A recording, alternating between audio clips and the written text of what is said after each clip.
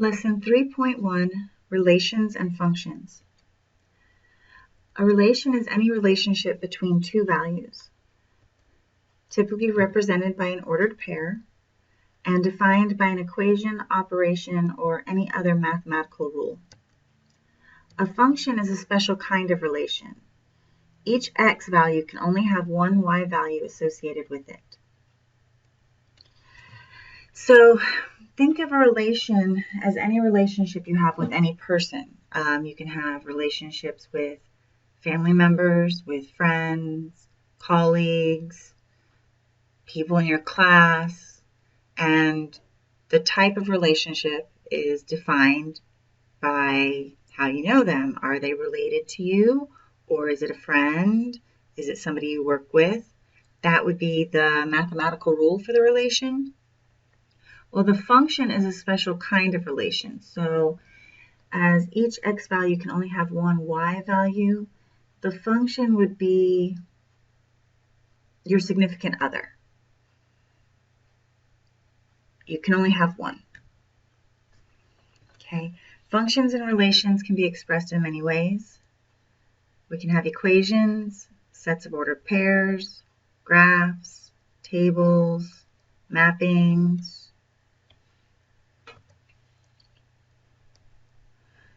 The x values in the relation are known as the domain, and the y values are known as the range. The domain is the set of input values. So these are the numbers that we put into the equation, and the range is the set of output values. So we plug in x's and we get out y's. The domain is known as a set of independent variables because we can pick any x to plug in. So any value can be selected and input into the equation. The range is a set of dependent variables because the numbers that come out depend on what numbers we put in.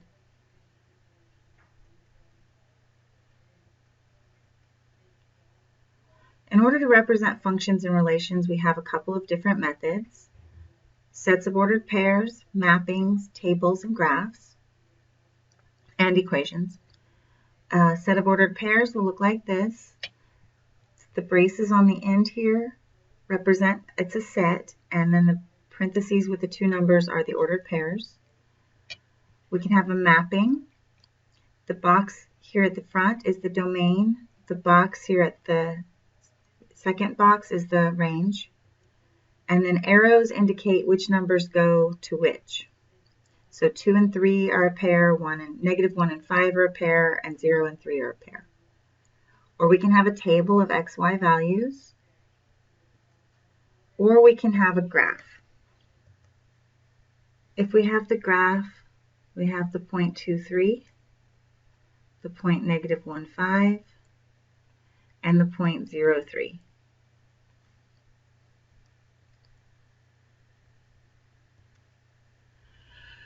How do we know if a relation is a function or not? Well, each value can only be associated with one y value. So every x can only have one y. Now, if we go back really quickly, we'll see that these two x's went to the same y. That's okay. A y can have more than one x. It's just that each x can only have one y.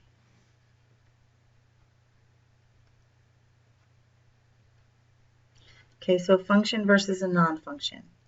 I have two sets, and no x value can result in more than one y value. So if I say 3 goes to 4, and 5 is 0, 6 is -3, 8 is -3, and 2 to 2, versus this setup,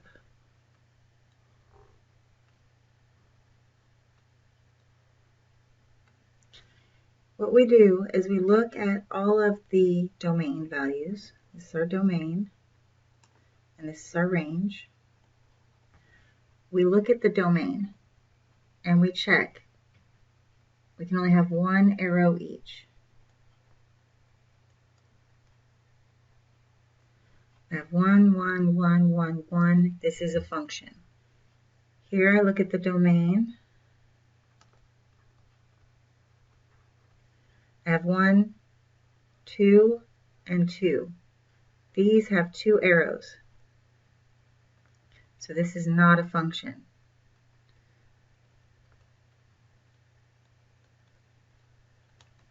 Okay, so every x can only have one y associated with it. Using a graph, we can use what's called a vertical line test.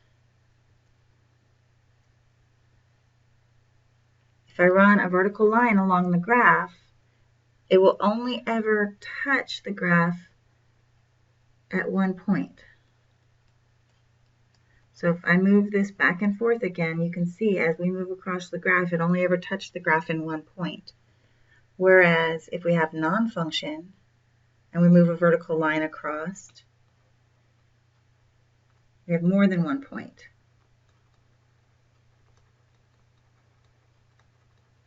Where the line is touching the graph. It touches here and here. This is not allowed.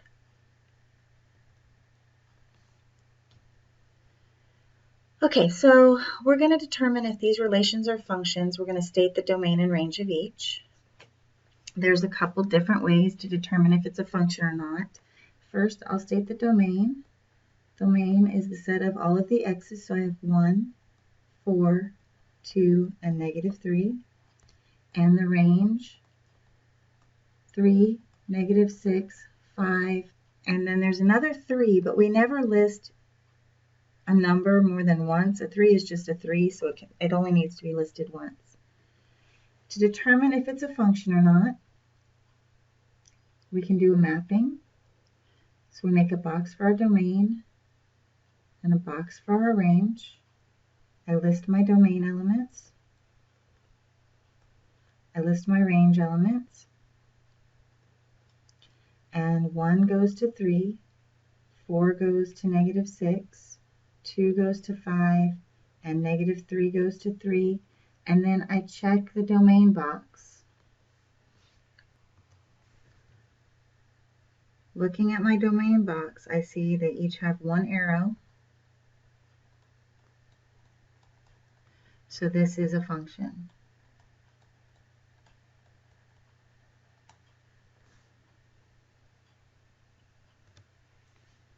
Looking at our next set of ordered pairs, I'm going to go ahead and list the domain. I have 3, -3, and 2. I don't know what that was there for. And my range is 2, -6, and 0.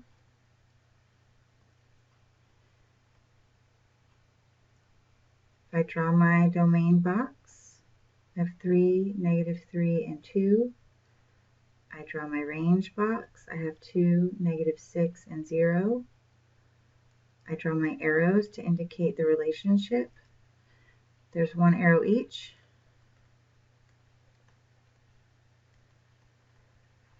So it is a function.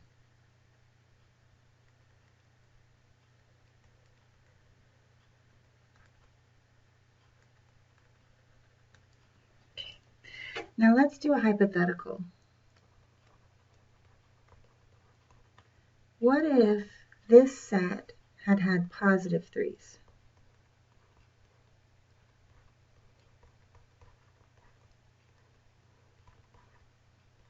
Instead of a -3. And then I would have a 3 and a 2. And I would have a 2, a -6, and a 0. 3 would go to 2 and 3 would go to -6. And as soon as that happened, we would be not a function any longer.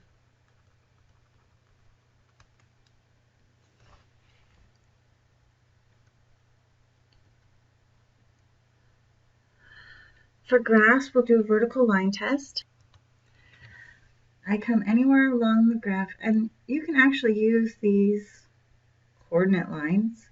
And as soon as I see that one is hitting in 2 places, not a function.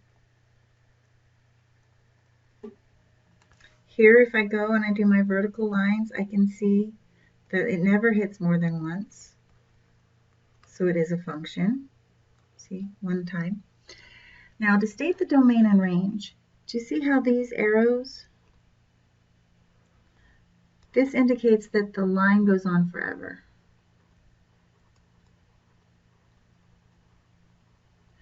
Okay, so it will eventually hit every x and every y. So my domain is all real numbers, and my range is going to also be all real numbers. On this graph, I don't have arrows, so I have ending points here and here. But my x values go from this line all the way over to this line. So my domain is x between -5 and 6. Now my range goes all the way up to 5 this way. And my lowest point of my graph is somewhere right in here. And I'm not sure exactly what number that is. So what I'm going to do is I'm going to say y is between -5, but it doesn't equal -5, and +5, or it does equal +5. And since I don't know that exact number, I can't really list it. I could make an approximation, but it's just as easy to simply put in the less than without the equal to, so we know it doesn't hit -5.